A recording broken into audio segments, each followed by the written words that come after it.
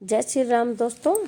आज की कहानी विष्णु भगवान की है, जिसमें भगवान विष्णु ने मानव कल्याण के लिए किए थे 5 छल। वह छल भगवान ने कैसे किया और क्यों किए, सुनते हैं हम इन कहानियों के माध्यम से। हिंदू धर्म में कहा गया है कि ब्रह्मा जी जन्म देने वाले, विष्णु पालने वाले और शिव वापस ले जाने वाले देवता हैं। विष्णु तो जगत के पालनहार भगवान है। वे सभी के दुख दूर कर श्रेष्ठ जीवन का आशीर्वाद देते हैं। जीवन में किसी भी तरह का संकट हो या धरती पर किसी भी तरह का संकट खड़ा हो गया हो, तो विष्णु ही उसका समाधान खोजकर उसे हल करते हैं। तो भगवान विष्णु ने ही नरसिंह अवतार लेकर एक और जहां अपने भक्त प्रहलाद को एकजुट किया था, कोलोराडो हिरण्याकशिपु से प्रजा को मुक्ति दिलाई थी, इसी प्रकार वराह अवतार लेकर उन्होंने महाभयंकर हिरण्याकशिप का वध करके देव, मानव तथा अन्य सभी को भय मुक्त किया था। वे ही महाबली और मायावी राजा बलि थे। वो देवताओं की रक्षा करते थे। ऐसे ही श्री हरि विष्णु ने जन कल्याण के लिए कुछ ऐसे काम बताए थे। यदि वे ऐसा नहीं करते तो कई देवी देवताओं के जीवन पर संकट आ जाता। तो आइए जानते हैं श्री हरि विष्णु द्वारा बताए गए 5 छल। भस्मासुर के साथ छल। भस्मासुर का नाम सभी ने सुना होगा, इसकी कथा याद हो गई होगी। भस्मासुर के कारण भगवान शंकर की जान पर संकट आ गया था। हालांकि भस्मासुर का नाम कुछ और था, लेकिन भस्म करने की वजह से उसका नाम भस्मासुर पड़ गया।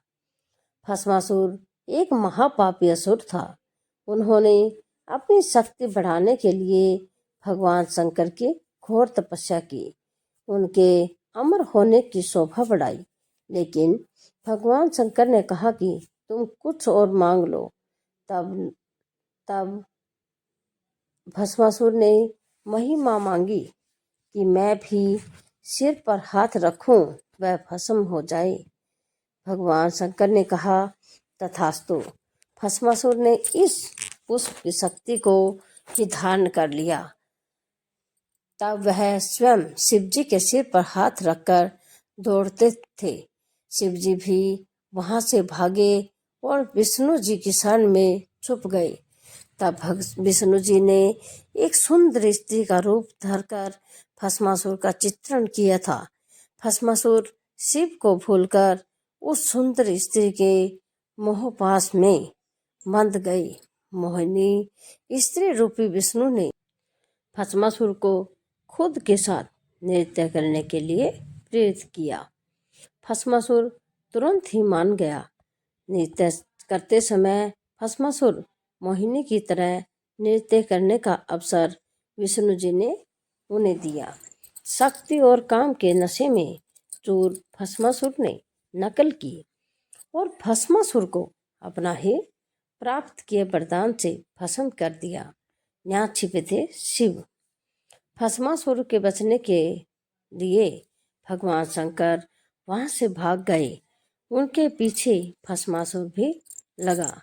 भागते भागते शिवजी एक पहाड़ी के पास के अवशेष को, फिर उन्होंने इस पहाड़ी में अपने शूल से एक गुफा बनाई और वे फिर से उसी गुफा में छिप गए। बाद में विष्णु जी ने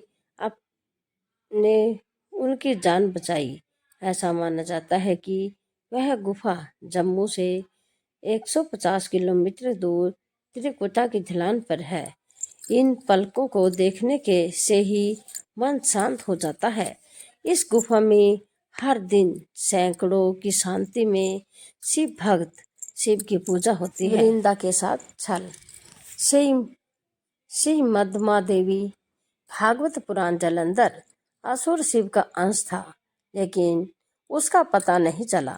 जालंधर बहुत ही शक्तिशाली असुर था।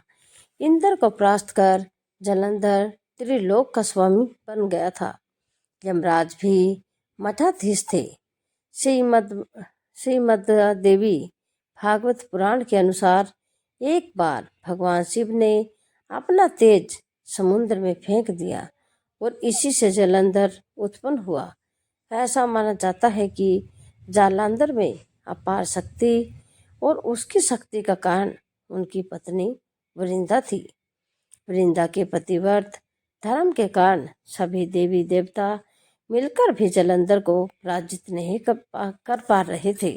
जालंधर को इससे पहले अपने शक्तिशाली होने का अभिमान हो गया था और वह वृंदा के पतिव्रत धर्म की स्थापना करके संपूर्ण जगत के विरुद्ध कार्य कर अपने सहयोगियों को सताने लगा था। जालंधर में असफल था कि ब्रह्मांड में कोई सबसे शक्तिशाली है तो वे है देवों के देव महादेव। जालंधर ने खुद को सर्वशक्तिमान के रूप में स्थापित करने के लिए कहा। पहले इंद्र परास्त हुए और त्रिलोकाधिपति बने। इसके बाद उन्होंने विष्णु लोक पर आक्रमण किया। जालंधर ने विष्णु को प्रसन्न कर देवी लक्ष्मी को विष्णु से मुक्ति दिलाने की योजना बनाई। इसके रहते उसने बैकुंठ पर आक्रमण किया, लेकिन देवी लक्ष्मी ने जालंधर से कहा कि हम दोनों ही जल से उत्पन्न हुए थे, इसलिए हम भाई और बहन हैं। देवी लक्ष्मी की बातें जालंधर से प्रभावित हुए और लक्ष्मी की बहन बैकुंठ से चली गई। इसके बाद उसने कैलाश पर आक्रमण करने की योजना बनाई और अपने सभी असुरों को इकट्ठा किया और कैलाश देवता देवी पार्वती को पत्नी बनाने का प्रयास किया। इससे देवी पार्वती नाराज हो गई और तब महादेव को जालंधर से युद्ध करना पड़ा, लेकिन वृंदा के सतीत्व के कारण भगवान शिव का हर प्रहार जालंधर निष्फल कर देता था। अंत में देवताओं ने सामूहिक योजना बनाई और भगवान विष्णु जालंधर का वेश धारण करके वृंदा के पास पहुंच गई। वृंदा भगवान विष्णु को अपने पति जालंधर समझकर उनकी पत्नी के साथ समान व्यवहार करने लगी। इससे वृंदा का पतिव्रत धर्म टूट गया और शिव ने जालंधर का वध कर दिया। विष्णु द्वारा सतीत्व भंग किए जाने पर वृंदा ने आत्मदाह कर लिया। तब उसकी राख के ऊपर तुलसी का एक पौधा जन्मा। तुलसी देवी वृंदा का ही स्वरूप है, जिसे भगवान विष्णु लक्ष्मी भी अधिक प्रिय मानते हैं। भगवान भारत के पंजाब प्रांत में वर्तमान जालंधर नगर का नाम जालंधर है। जालंधर में आज भी असुरराज जालंधर की पत्नी देवी वृंदा का मंदिर मोआ कोट किशनचंद में स्थित है। सिद्ध है कि यहाँ एक प्राचीन गुफा थी जो सीधी मध्य रात्रि तक स्थित थी। माना जाता है कि प्राचीन काल में इस नगर के आसपास 12 तालाब बने थे। नगर में जाने के लिए नाव का सहारा लेना था। 4 मोहिनी असुरों के साथ छल से प्रकट हुए। जब इंद्र देवताओं के राजा बलि युद्ध में हार गए, तब विनाशकारी और निराश देवता ब्रह्मा जी को साथ लेकर श्री हरि विष्णु के शरण में चले गए और अपना स्वर्ग लोक वापस पाने के लिए प्रार्थना करने लगे।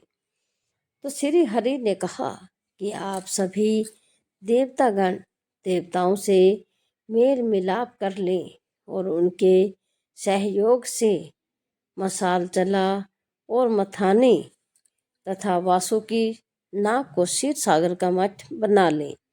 समुद्र तट से जो अमृत प्राप्त होगा वह उसे पूरा, मैं सभी देवताओं को अजर अमर होने नहीं दूंगा। देवताओं का विनाश करके पुनः स्वर्ग का अधिपत्य बन पाऊंगा।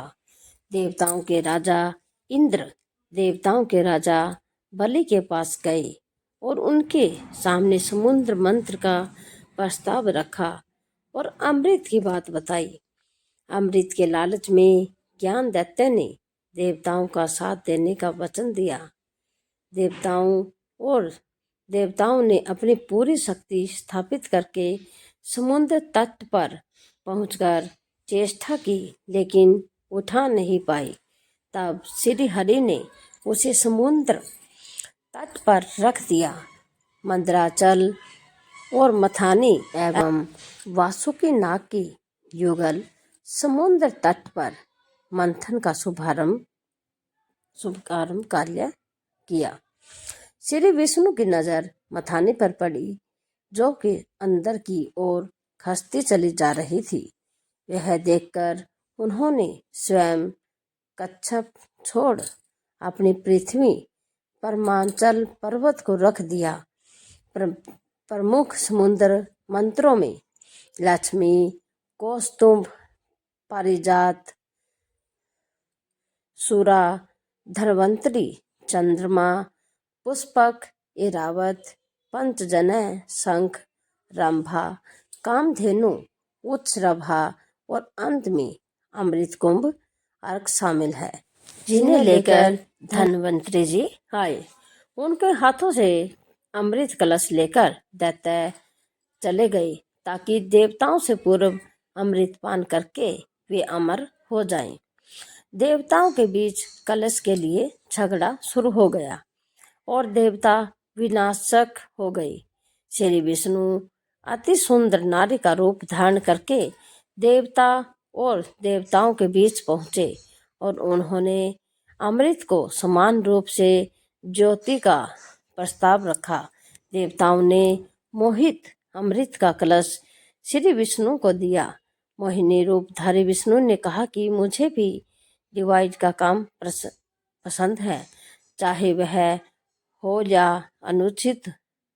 तुम लोगों के बीच में बाधा न करने का वादा दो, लेकिन मैं इस काम को कर सकती हूँ। सभी ने मोहिनी रूपी भगवान की बात मान ली। देवता और दैत्य अलग अलग देवता में बैठे। मोहिनी रूप धारण करके विष्णु ने छल से सारा अमृत राजाओं को पिलाया, लेकिन इनके देवताओं में भारी गिरावट आई। असुर राज बलि के साथ छल। असुरों के राजा बलि की चर्चा पुराणों में बहुत प्रचलित है। वह अपार शक्तियों का था, लेकिन स्वामी धर्मात्मा था। दान पुण्य करने में वह कभी पीछे नहीं रहता था। उसकी सबसे बड़ी खामी यह थी कि उसे अपनी शक्तियों का घमंड था और वह स्वयं ईश्वर का समकक्ष था और वह देवताओं का घोर विरोधी था। कश्यप ऋषि की पत्नी दीति के दो प्रमुख पुत्र हिरण्याकश्यप और हिरण्याक्ष थे।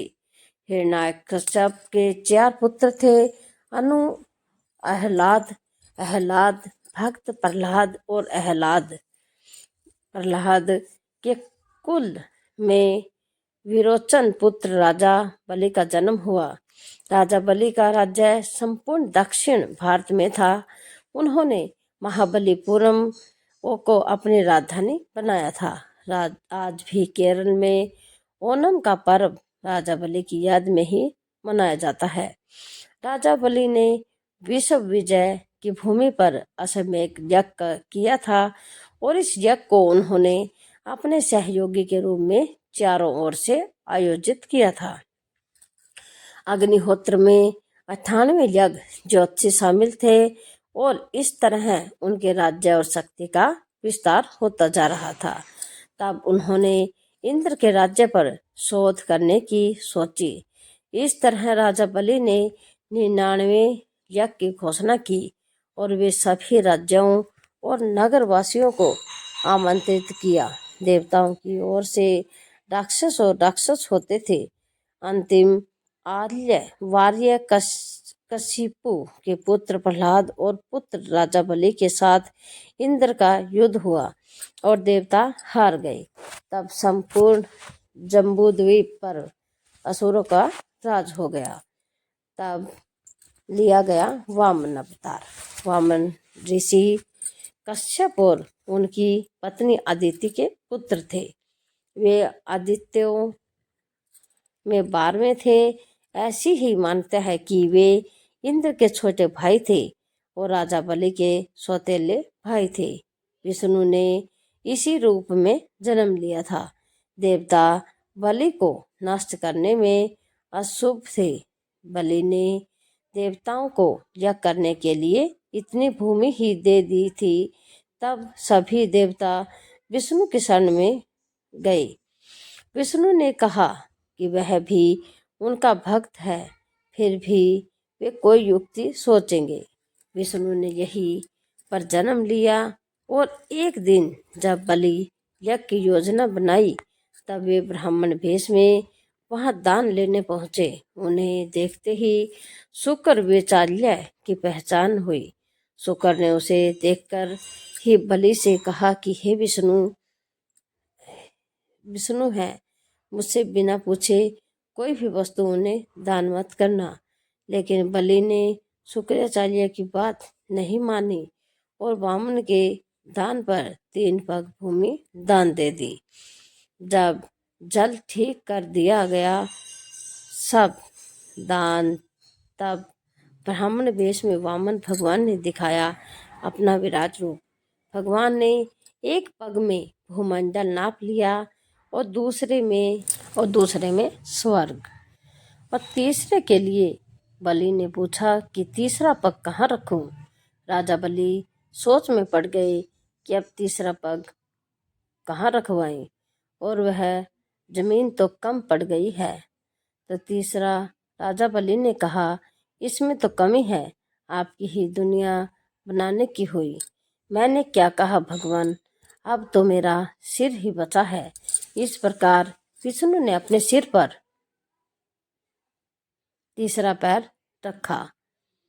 विष्णु ने उनकी भक्ति से उन्हें पाताल में रसातल का कलियुग के अंत तक राजा बना दिया।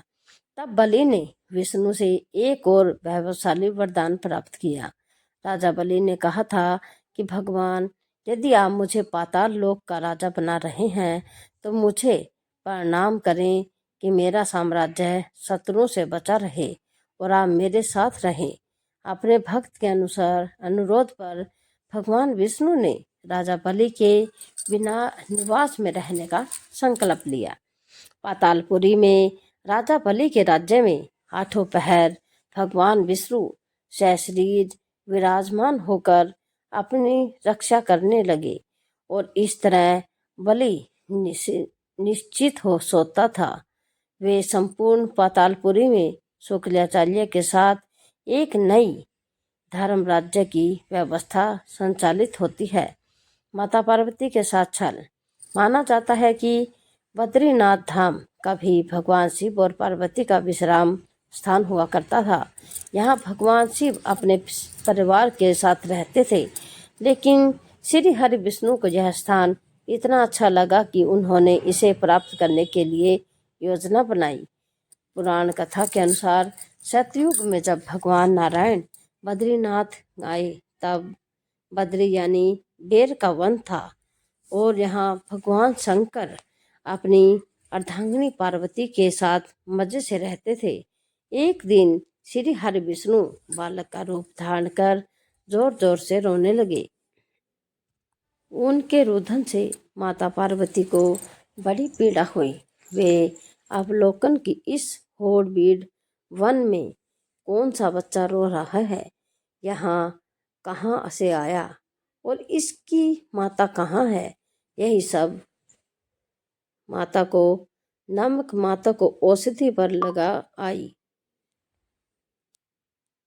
तब वे उस बालक को लेकर अपने घर का निरीक्षण करते हैं। शिव जी को तुरंत ही समझ आ गया कि यह कोई विष्णु की लीला है। उन्होंने पार्वती से इस बालक को घर से बाहर छोड़ने का आग्रह किया और कहा कि वह तुम्हें ही कुछ देर तक रोकर चलेगा। लेकिन पार्वती माँ ने अपनी बात मानी और बालक को घर में ले जाकर भूखे प्यासे सुलाने लगी। कुछ देर बाद ही माता पार्वती बाहर आ गई और शिव जी के साथ कुछ दूर की यात्रा पर निकल गई। भगवान विष्णु को इसी पल का इंतजार था। वास्तविक वास्तुशिल्प घर का दरवाजा बंद कर दिया गया। भगवान शिव और पार्वती जब घर से बाहर थे तो द्वार भीतर से बंद थे। उल्टा जब बालक से उपकरण के लिए कहा गया तब अंदर से भगवान विष्णु ने कहा कि अब तुम भूल जाओ भगवान, यह स्थान मुझे बहुत पसंद आ गया है। बाकी मुझे विश्राम करने दे। अब आप यहाँ से देखें, तब से लेकर आज तक बद्रीनाथ यहाँ पर अपने भक्तों को दर्शन दे रहे हैं और भगवान शिव केदारनाथ में ऐसी ही धार्मिक और पौराणिक कथा कहानियों के लिए आप हमारे चैनल को लाइक करें, शेयर करें, सब्सक्राइब करें और कोई त्रुटि हो तो आप हमें क्षमा कीजिए। कल फिर मिलते हैं एक और नई कहानी के साथ। तब तक के लिए धन्यवाद।